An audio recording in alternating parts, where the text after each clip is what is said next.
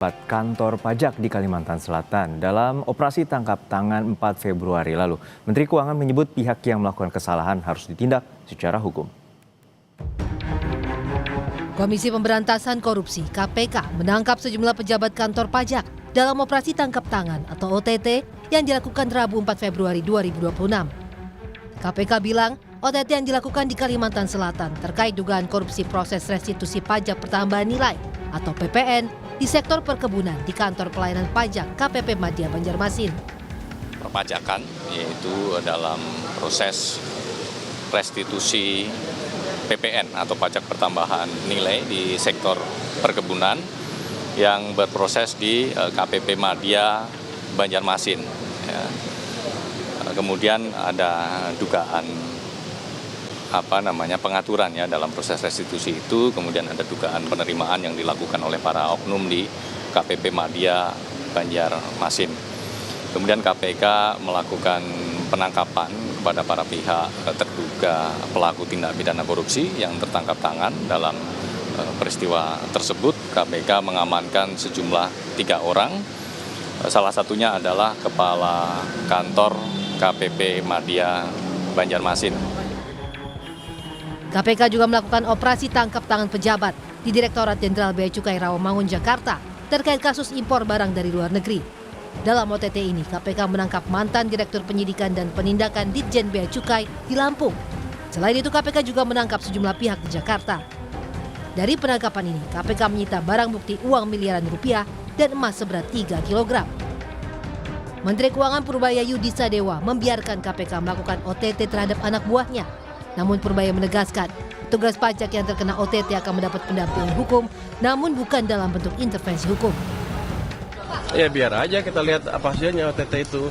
Kalau emang orang pajak dan bea cukai ada yang bersalah ya harus ditindak secara hukum sesuai dengan peraturan undang-undang yang berada. Tapi gini, saya tidak akan melepaskan anak buah saya sendirian begitu aja kan. Akan ada pendampingan hukum dari Departemen Keuangan. Tapi tidak dalam bentuk intervensi hukum. Itu kira-kira. Kita temenin aja sampai prosesnya selesai.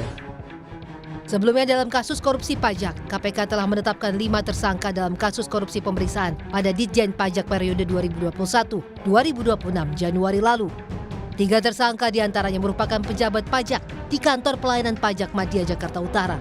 Dalam kasus ini, KPK menyita sejumlah barang bukti dengan total lebih dari 6 miliar rupiah, diantaranya uang tunai dan logam mulia.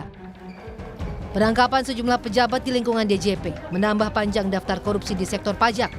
Publik berharap penegakan hukum yang tegas harus efektif menutup celah korupsi di lingkungan pajak yang beragam dan sistemik. Tim Liputan Kompas TV. Informasi terkini dari gedung KPK akan disampaikan jurnalis Kompas TV Tifa Solesa dan juru kamera Andika Pratama. Tifa, kita mengetahui bahwa ini merupakan OTT maraton dilakukan oleh KPK menangkap pejabat pajak dan juga pejabat bea cukai. Lalu seperti apa perkembangan penyidikan terhadap para tersangka? Proses ini tampaknya baru akan dijelaskan detail nanti oleh otoritas Komisi Pemberantasan Korupsi dalam keterangan pers. Informasi terakhir yang saya pahami sejauh ini ada rencana dari otoritas KPK bakal menggelar konferensi pers sekitar pukul 4 sore waktu Indonesia bagian Barat, tapi ini bergantung lagi pada dinamika yang berlangsung di Komisi Pemberantasan Korupsi, terutama dalam proses pemeriksaan terhadap pihak-pihak yang ditangkap dalam 2 operasi tangkap tangan untuk 2 kasus berbeda. Untuk Banjarmasin ini kasusnya berkaitan langsung dengan pengaturan nilai restitusi pajak pertambahan nilai atau PPN untuk sektor perkebunan di Banjarmasin, Kalimantan Selatan. Di sana ada 3 pihak yang ditangkap, 2 aparatur sipil negara dari kantor pelayanan pajak Madya Banjarmasin, sementara 1 pihak lainnya adalah dari kalangan swasta. Sementara pada kasus lainnya, operasi tangkap tangan di Jakarta dan Lampung, ini berkaitan langsung dengan dugaan korupsi, walaupun kemudian belum dijabarkan detail berapa banyak pihak yang ditangkap saat itu, karena disebutnya ada beberapa pihak, tapi berapa banyak pihak yang itu masih butuh konfirmasi lagi lebih detail dari otoritas KPK, maupun juga peran-peran hingga sejauh mana perkembangan kasus ini dipantau ataupun juga ditelusuri oleh KPK. Tapi ini setidaknya menambah daftar kasus yang diusut oleh KPK di sektor atau di lingkungan Kementerian Keuangan.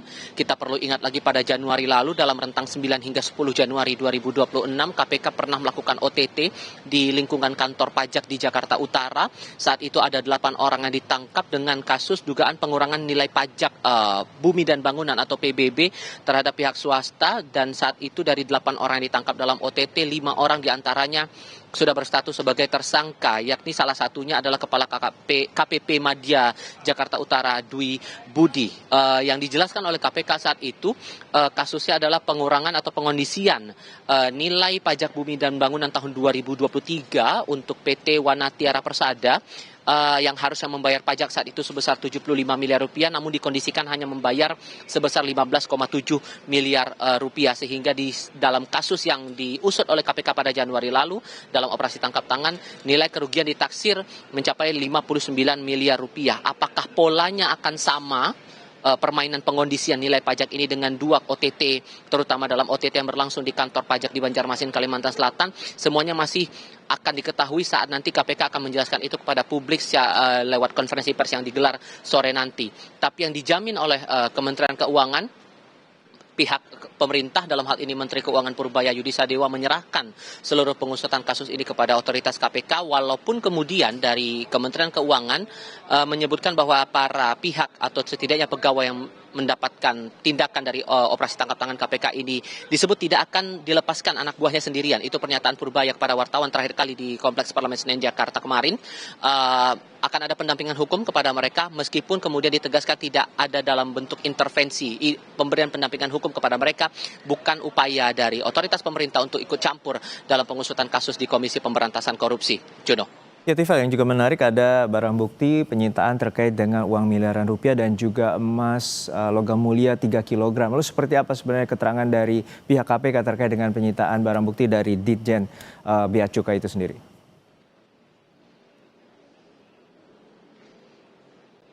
Itu untuk nilai sitaan yang termasuk dalam hal ini logam mulia 3 kg itu, sekitar 3 kg emas, itu berhubungan langsung dengan operasi tangkap tangan di Jakarta dan Lampung. Tadi sempat saya singgung ada beberapa pihak yang ditangkap untuk konteks perkara itu tadi, dugaannya adalah dugaan korupsi, termasuk di penindakan dilakukan saat itu di kantor pusat Bea Cukai Kementerian Keuangan.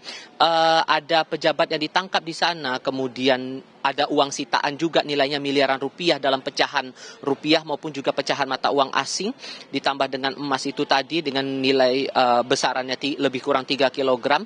Tapi tak banyak hal yang diungkap awalnya oleh juru bicara KPK Budi Prasetyo. Ini dalam konteks apa, pengondisian apa, dalam perkara apa, berapa lama permainan itu dilakukan, dan seberapa besar nilai kerugian yang ditanggung akibat permainan yang dilakukan oleh pihak-pihak ini, dan siapa kiranya pihak yang patut bertanggung jawab dan dinaikkan statusnya sebagai tersangka.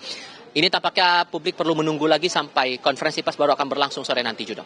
Baik, kita nantikan bagaimana konferensi pers yang akan dilakukan KPK untuk menjelaskan OTT KPK di dua lokasi, baik di pejabat pajak dan juga pejabat bea cukai. Terima kasih atas laporan lengkap Anda, jurnalis Kompas TV, Tifal Solesa dan juru kamera Andika Pratama dari Gedung KPK Jakarta.